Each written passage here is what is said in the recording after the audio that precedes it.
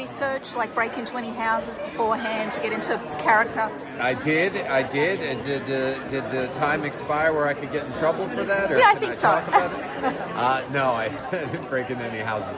I worked a lot on the accent, I'll tell you that. Right. I had a lot of time before we started filming, so I probably looked too much into what tattoos I wanted. Right. As far as the tone of the world, it's different, but it's very similar to where I grew up in New Jersey. So there's a lot of things about this job that I just understood intrinsically because it felt personal. And so it was just really more of a pleasure than anything else to bring some of myself and some of what I understand naturally to something fit very easily together. What tattoos did you want?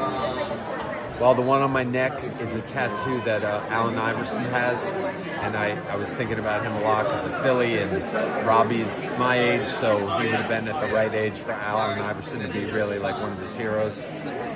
And I loved a lot of his tattoos, but that one in particular means loyalty.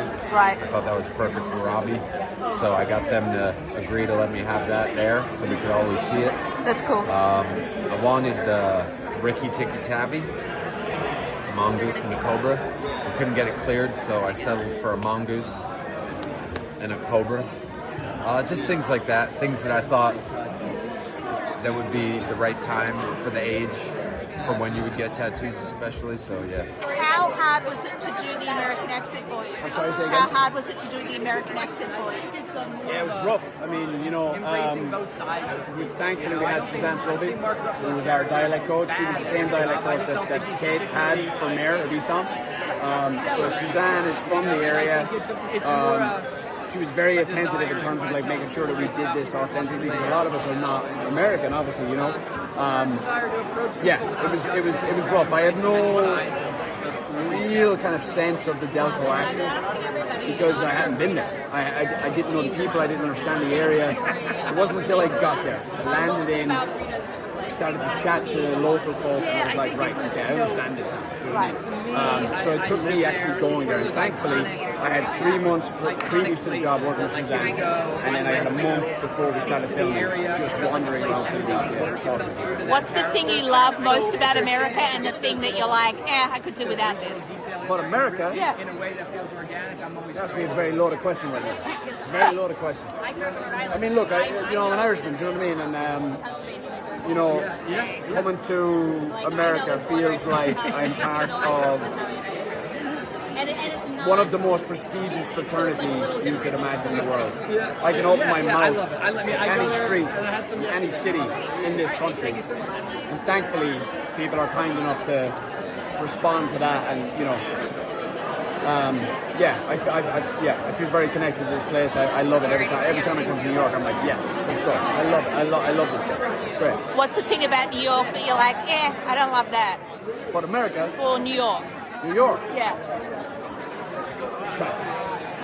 Why do you have ADHD on your necklace? This is a necklace designed by a good friend of mine, Sophie Flack Charles, and this is her jewelry line, Mad Fine Jewelry. I'm also wearing a couple of her cocktail rings and her earrings. I'm a late diagnosis ADHD person, and like millions of others, and it was actually a huge relief to be diagnosed, and so I'm kind of just spreading the word that I'm not ashamed, and I'm finally, I'm happy and free and glad to be sharing my ADHD-ness with the world. How old were you when you were diagnosed? Sorry? How old were you when you were diagnosed? Late diagnosis. I was about 15. Oh, wow. Yeah. And so did suddenly everything make sense in your life? Like, that's why I do that. Or that's Absolutely. So many little things fell into place and made sense, that hadn't made sense before. So what are you taking medication, or are you therapy? Like, how do you? I do all kinds of things to help me with my life, like everybody should. Right. In the show, you play the hard-bitten. Would you say your character's hard-bitten? Oh well, yeah. I mean, she runs the field office of the FBI in Philly, in Delaware County, and she's a special agent in charge, and she's a woman, and so she's worked really hard to get where she is, and obviously that means she's had to deal, put up with some bullshit. So, I mean, I think, she's a woman who knows how to sort of, cut through the crap and take care of business. How much bullshit have you had to put up with? Oh, plenty. Plenty. Right. It's an element of her character that I can definitely relate to. Mo was just telling me you live in Brooklyn. That's right. Did you take the subway in, or did you get a car? Did they spring for a car? I got a car. Thankfully, HBO was very generous in that respect. I mean, that's nice, right? And then is there a car back, or you have to take the subway back? There's a car back. Nice. I can actually walk home from here. Wow. Over the Brooklyn Bridge. Right, nice. Yeah. Did you do any research, break into any houses to prepare for this role? Yeah, Tom and I did some reconnaissance out there. Right.